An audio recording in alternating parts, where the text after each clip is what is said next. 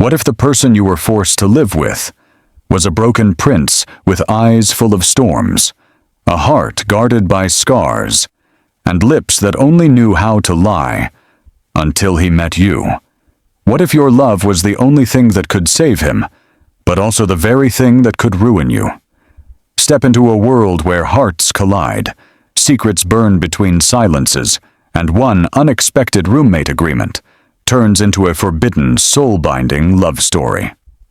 Hey loves, welcome back to the Snap of Two Hearts, the place where romance and fantasy collide. Before we dive into today's juicy episode, don't forget to like, comment, and subscribe for more heart-racing, love-fueled stories every week. If you want this story to turn into a full novel, drop "more bad prince" in the comments. Let's get into it. It started with a mix-up. I was supposed to be assigned a double room with another first-year girl at the Royal Academy dorms. But somehow, because of a system error, a cruel joke from the gods, or pure fate, I walked into room 218 and found him. Not just any guy. This one had messy raven black hair, a lazy smirk like he was born in trouble, and the sharp, slashing cheekbones of a villain in a forbidden fairy tale. Shirtless, dripping wet. A towel hung dangerously low on his hips. "Oh," I gasped, half choking on my own tongue. He tilted his head slowly. "Are you here to help me dry off, or just to stare?" His voice was deep, like dark velvet dipped in sarcasm. I turned away, flustered, already apologizing. "Sorry, I think I have the wrong room, unless you're Princess Kyle, which I highly doubt." He chuckled, a soft amused sound that settled somewhere in my lower stomach. "Wrong on both counts, sunshine. I'm Prince Kyle, and it looks like you're in the right place, unfortunately." The dorm officer confirmed it. "Yes, we paired you with the royal ward due to security regulations. Don't worry, he's perfectly harmless." The man said it while sweating. "Harmless?" I muttered as Kyle leaned in with a wolfish grin, resting one arm against the doorframe, exposing the tattoo on his ribs. "No heaven for me." "I snore," he whispered mockingly, "and I sleep naked." He wasn't kidding. That night I learned 3 things. Kale really did snore, adorably, almost like a puppy after a fight. He slept without a stitch of clothing. He had no boundaries whatsoever. Around 1:43 a.m., I woke up to find him rummaging through the mini fridge, wearing nothing but boxer briefs and sleepy attitude. "You want something cold?" he said, holding out a soda.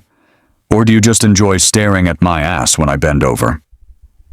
The next night, during a power outage caused by his accidental overuse of magical firestones, we found ourselves tangled in the dark. I reached for my phone flashlight. He reached for the same. Our hands collided. I tripped. He caught me. Our lips bumped in what should have been a disaster, but ended up being warm, breathless, way too good for an accident. His lips lingered, tasting like trouble. He pulled back, blinking like someone had slapped him with moonlight. That wasn't supposed to happen. My heart thundered in reply. Yeah, me neither. But the next time the lights flickered off, we didn't reach for the flashlights. We reached for each other. I didn't mean to walk in on him in the bathroom. Again. The door was unlocked, and I had shampoo in my hair. I stumbled in, humming, and froze when I saw steam, and Kale, naked, back turned, water cascading down his spine like something out of a royal thirst trap. "Wow," I whispered before I could stop myself. He turned slowly. Water clung to his lashes. His voice came out like smoke. "If you're going to stare again, you should at least join me. It's only fair." I slammed the door shut, mortified. "Suit yourself," he called, laughing. "But you're missing the best part of my day." Later, when I returned to my bed, I found a note under my pillow. "You look cute when you blush, especially when it's for me. K." The tension between us had built like a storm, slow, electric, impossible to ignore. I came home from class one night to find the room dark except for candlelight. The air was warm, sweet with sandalwood and something else. Temptation. Kyle stood by the window, shirt half open, looking like a royal disaster in human form. "You looked tired," he murmured. So I thought, maybe you needed a distraction. I dropped my bag, my heart already gone. He walked toward me slowly, fingers brushing my jaw. "I shouldn't want you," he whispered, "but I do." And when his lips met mine, there was no more pretending. His kiss was deep and needy, a confession, a question, and a claim all in one. Clothes fell away like petals. Skin met skin. And when he whispered my name against my neck, I knew I was in trouble. The kind of trouble you don't want to run from. The kind you beg to stay. The morning after their kiss, the world felt different. Her limbs carried a quiet ache, not from pain, but from the memory of being held like she was made of silk and sin. The light filtering through the curtains painted golden lines across the sheets, and his scent still lingered. Wood smoke, mint, and a whisper of fire magic. He wasn't in bed when she awoke, but the imprint of his body was still warm beside her, as if he hadn't gone far. Her fingers grazed the sheets, as though tracing the outline of what happened. It hadn't been just about lust. It had been something raw and breaking, like both of them had needed each other more than air. Last night, she hadn't made love to a prince. She had connected with a man who let his walls fall for just a moment, who had kissed her like her soul was the only thing that could save him. Outside, the royal campus carried on as usual. Students in uniforms, bells ringing for lectures. But inside room 218, time had slowed into something sacred. She wore one of his shirts, oversized and soft, and made herself coffee with shaky hands. Her lips still tingled, her thighs still remembered, and in her chest bloomed the kind of longing that didn't go away with sunrise. Days passed, but the space between them never truly closed. They didn't speak of the night they'd shared, but it haunted their silence like a ghost of pleasure and shame. He acted the same, detached, careless, reckless, but his eyes would linger when she passed, his fingers brushing hers in the dark, almost afraid to hold her again, but unable to resist the pull. She discovered a locked book beneath his pillow. Curiosity betrayed her. Inside were pages of dark magic, stories of royal bloodlines, and notes scrawled by Kyle himself, warnings of a prophecy, of love that could destroy him, of a heart that burned too brightly to be tamed. He feared love not because it was weak, but because it was powerful, because it made him vulnerable. And yet, night after night, they kept finding each other in half-light and shadows, never speaking, only touching. She would fall asleep hearing his breath beside her, and sometimes he'd wake in the middle of the night just to watch her, silently memorizing the curve of her spine and the way she curled into his chest, like she belonged there. It wasn't just the heat of his body, or the way he knew exactly how to make her tremble. It was the reverence in his hands. Every time they touched, it was a ceremony. His fingers would glide over her skin like he was learning a language with no words. His kisses left behind whispers of apologies he couldn't say aloud. He buried his face into her neck after every climax, as if her scent was a prayer he needed to remember. One evening, he traced an invisible line down her spine and rested his hand just above her heart. That night, their bodies moved with a rhythm so perfect it could have been written in stars. He laid her down gently, worshiping her with every kiss, every press of skin.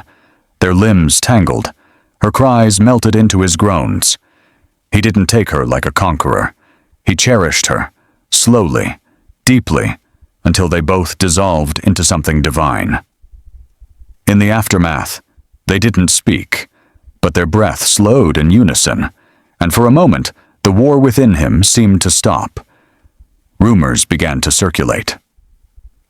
The prince, who never cared for anyone, had stopped flirting with other girls. He skipped royal meetings. He seemed distracted. And she? She walked with a glow that couldn't be explained by new shampoo or sleep.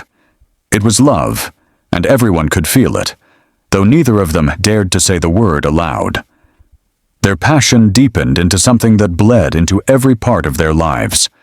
He started leaving gifts on her bed, small quiet things, a pressed flower from the garden she liked, a silver ring that fit her finger perfectly, a note that said only, "Stay."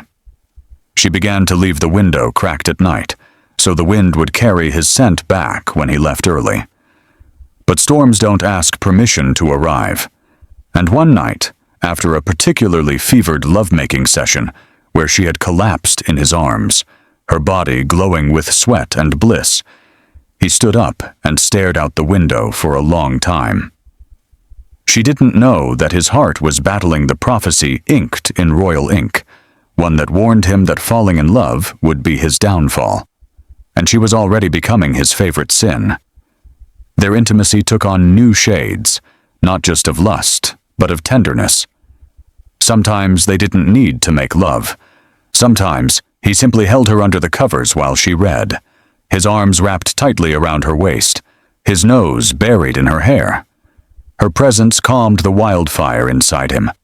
And sometimes she would find him asleep on the floor near her bed, as if afraid that being too close to her would shatter what little control he had left. But on the nights he couldn't help himself, he would climb into her bed quietly, press his lips to the inside of her wrist, and move inside her like the world didn't exist. She would cry softly into his mouth, overwhelmed by the feeling of being loved so deeply without a single word. He never said, "I love you," not once. But she felt it, in the way he kissed her collarbone like it was holy, in the way he pulled her into him like a lifeline, in the way he sometimes trembled when he came, as if afraid of what it meant. And in the quiet that followed, where her head lay on his chest and their hearts beat as one, she would wonder if he was already hers, even if he didn't know it yet. Cale wasn't the kind of man who asked to be held, yet one morning she found him asleep on the edge of her bed, fully clothed, as if he had intended to leave, but couldn't. His brows were furrowed even in slumber, mouth parted slightly like he was chasing comfort in a dream. She didn't wake him. Instead, she pulled the blanket over his shoulders and crawled into her own silence, unsure if she was falling deeper or simply drowning. She began to notice things, how he paced the room at night when he thought she was asleep, how he flinched at certain sounds, how sometimes his eyes went far away, to a place she couldn't reach. He was unraveling, and the only thing anchoring him to this world was her. Still, he never asked for love, but his fingers would find hers in the dark. His lips would steal breath from her mouth like it was the only thing keeping him alive. And every night they fell into each other's arms.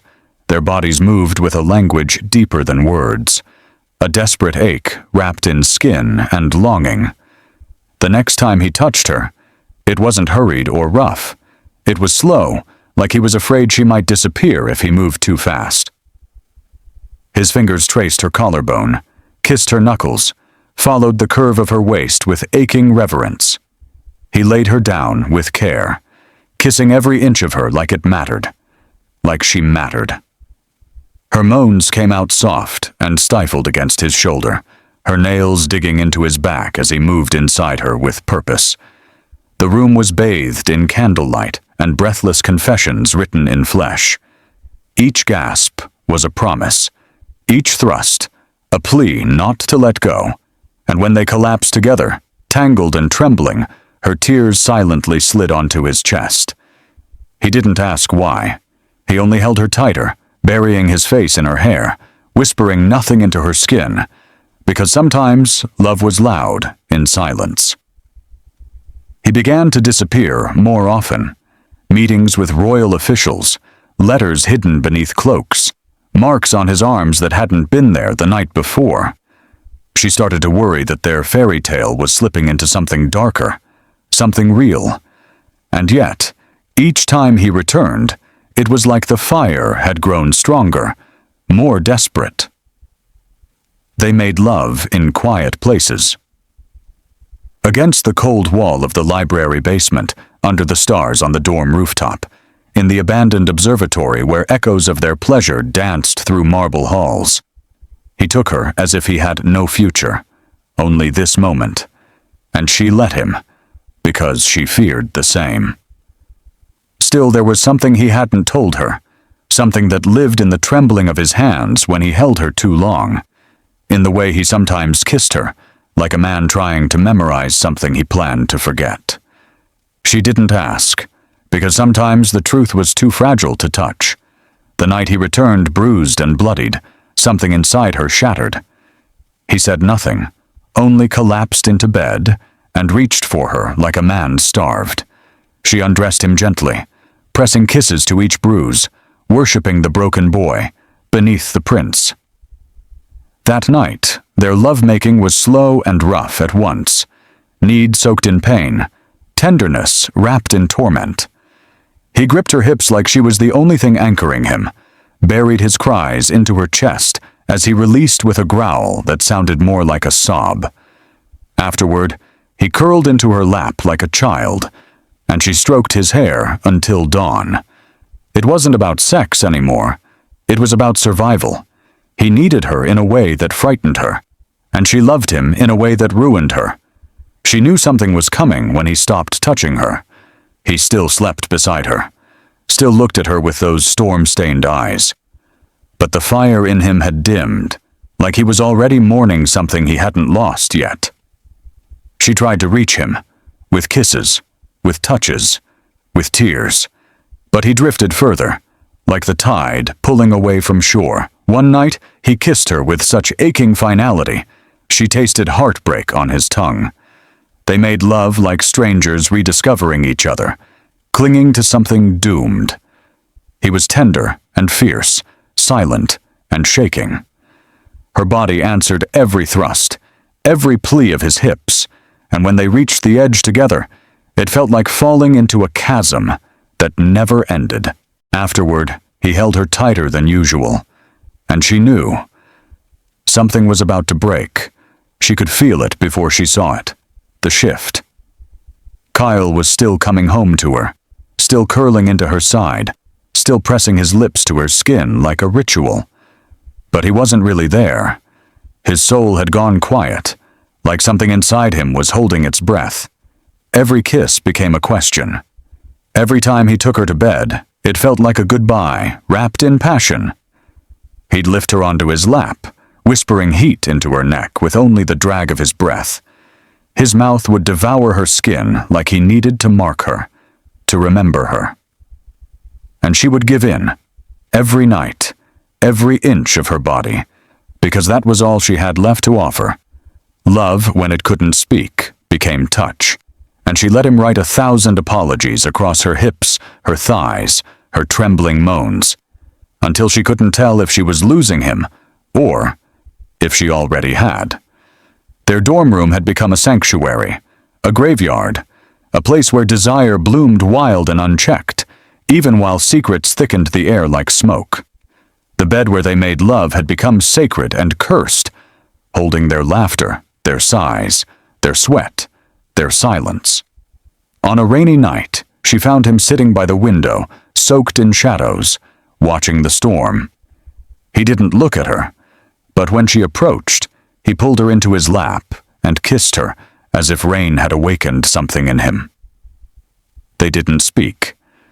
They just moved, his hands under her nightshirt, her breath against his throat, his body slipping inside hers with aching precision. The storm outside mirrored their rhythm. Thunder crashing as she rode him slowly, their bodies pressed together so tightly, she wondered where he ended, and she began. He clutched her like a man gripping the edge of a cliff, and she held him like a woman willing to fall if he did. She started to smell like him. It was everywhere, on her clothes, her pillow, her skin. mint and shadow, and a hunger she couldn't name. Even when he was gone, he lingered. Every step through the academy halls, she carried him with her, as if her body had been marked from the inside out. Some days she would lie in bed long after he'd left, staring at the ceiling with bruises blooming like secret flowers on her neck. A reminder. A claim. The ache between her legs wasn't pain. It was memory of how he had taken her slow the night before, kissing her belly, tracing her ribs, worshipping her thighs with his mouth until she cried out his name without sound. She started dreaming of him, not the prince, but the boy who held her so gently after breaking her with pleasure, the boy who needed her in the dark. And every morning, she'd wake up half full, half hollow. One night, he didn't return. She waited, eyes wide open, wrapped in his shirt. Hours passed, and the silence became a scream inside her chest. Her mind ran through every possibility: court politics, family demands, war councils. But her heart whispered something darker, that he was pulling away, not because he had to, but because he wanted to. She slept alone that night, curled into a ball, craving his arms like an addict starved. His absence left a phantom warmth beside her, and her body betrayed her, still aching with the echo of his touch, still wet from a memory she couldn't chase. She touched herself slowly in the dark, not out of lust, but longing, imagining his lips, his breath, the way he'd call her name only with his hands. But even release felt hollow without him there. She wept when she came. And then she fell asleep, clutching his pillow like a lover. He returned just before dawn, soaked in blood and silence. He didn't speak, just undressed slowly, revealing bruises and cuts that made her stomach twist. But it wasn't the wounds that broke her. It was the look in his eyes, shattered, like something inside him had died. He climbed into bed without a word, pulling her into his chest. She could feel his heart pounding, like it was trying to escape his ribs. He didn't kiss her, didn't touch her, just held her tight, his breathing ragged. That night, they didn't make love. But something passed between them, something more intimate than sex, something more dangerous than love. She knew then that he was preparing to leave, or to break her. And her soul whispered, "Don't let go," but her arms were already trembling. The night he returned to her broken, Cale didn't ask for comfort. He took it. With trembling fingers and fevered need, he peeled her nightgown down like it was a curtain hiding the only light he had left. Her body welcomed him, desperate to soothe him, to remind him that he still had something untouched by violence. He laid her down gently, kissing the inside of her wrists as if trying to cleanse his guilt.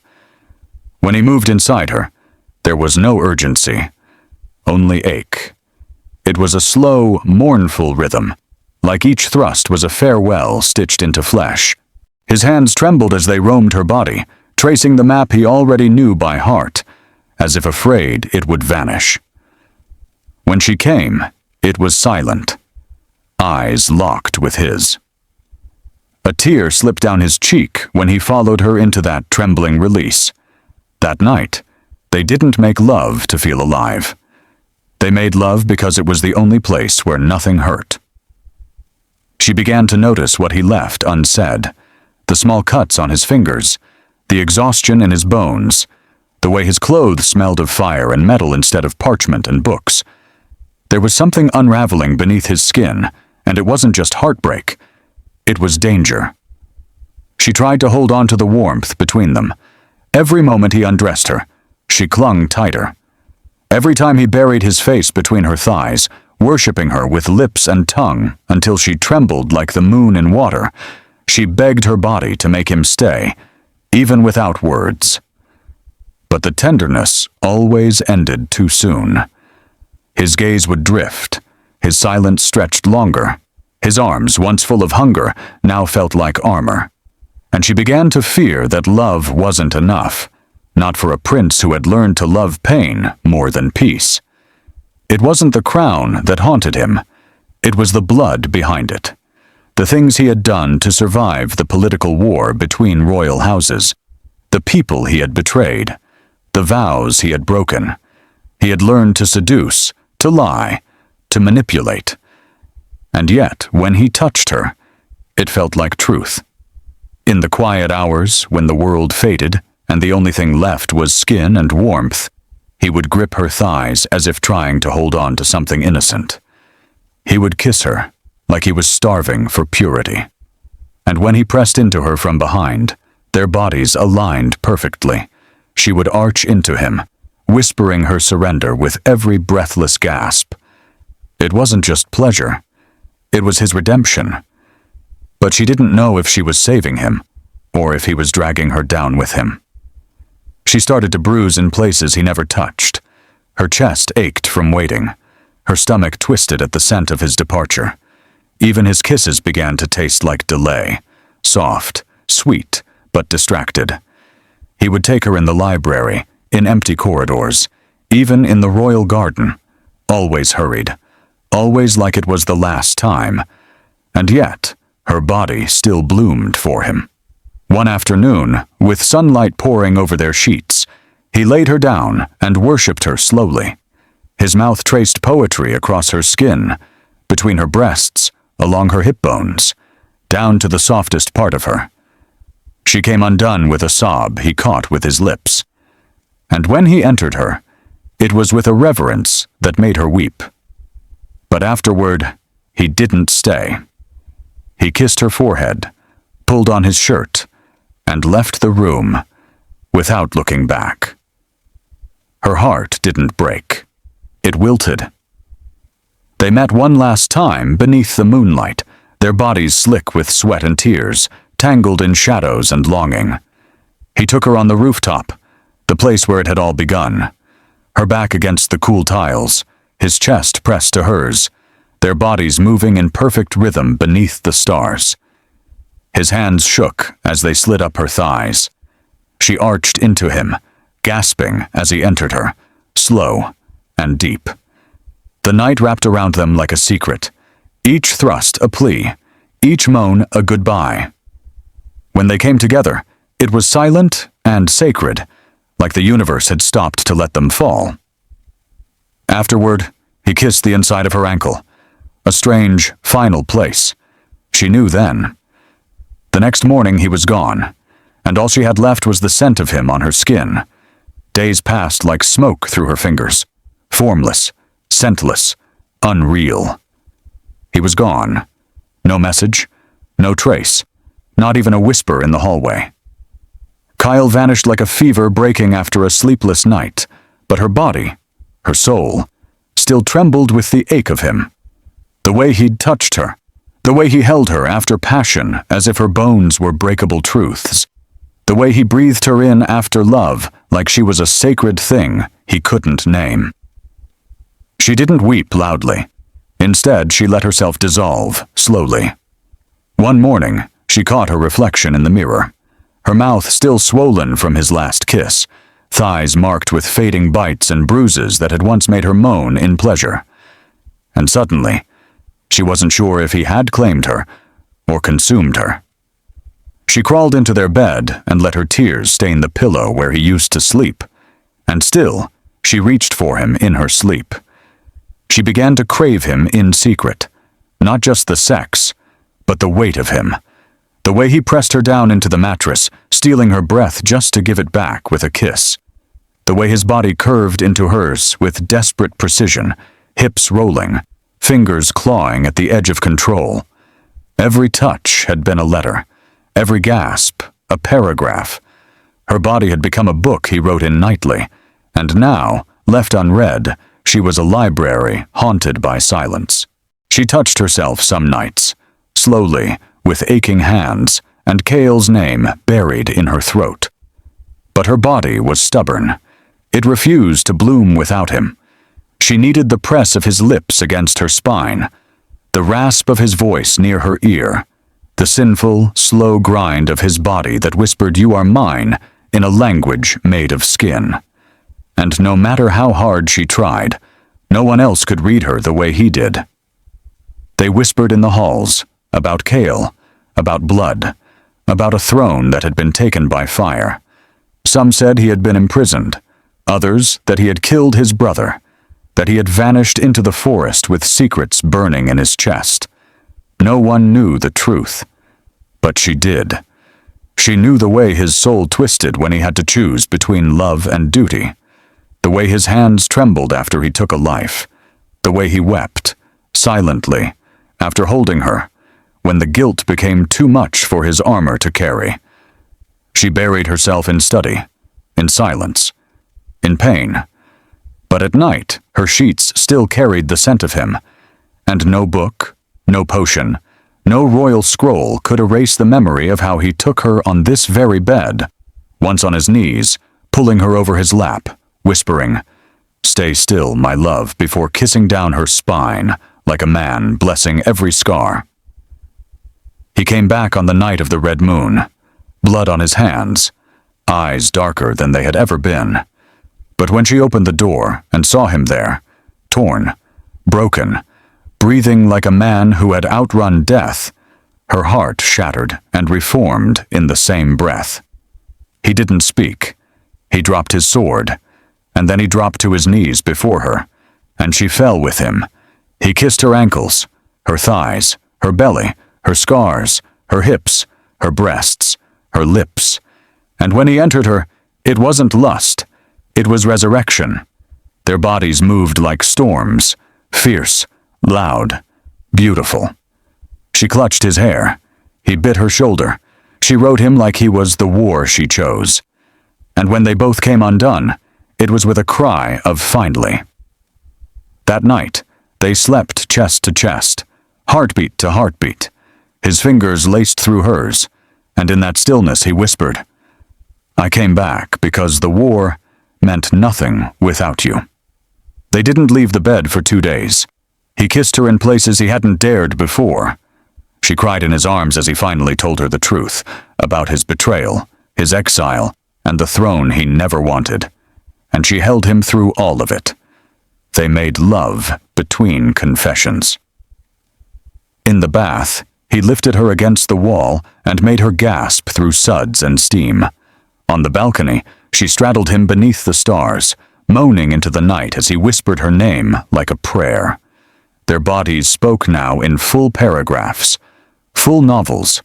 There was no shame, no hesitation, just him, just her. A new kingdom made of sighs, scars, and second chances. Their shared days felt like borrowed time. Kyle's return hadn't gone unnoticed. The palace began to rumble with whispers again. Courtiers spoke in hushed tones. Guards kept their eyes too long on him.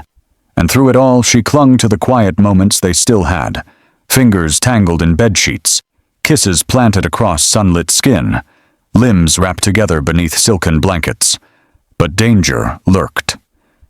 Each time she looked at him, she saw the weight in his shoulders, the way he held her tighter after every round of lovemaking, as if trying to memorize her heat before something stole it away.